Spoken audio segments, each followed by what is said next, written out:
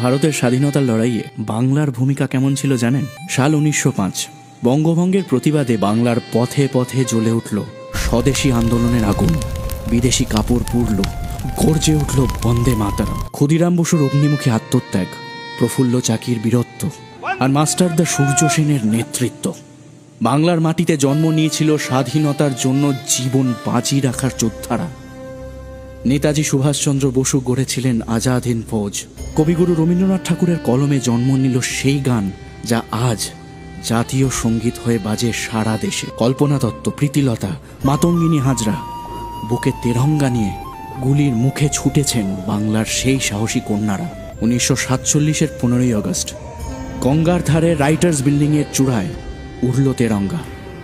আজ স্বাধীনতার দিনে মনে রাখি, ভারতের স্বাধীনতার প্রতিটি স্পন্দনে, প্রতিটি রক্তবিন্দুতে, প্রতিটি স্বপ্নে বেঁচে আছে বাংলার আত্মা।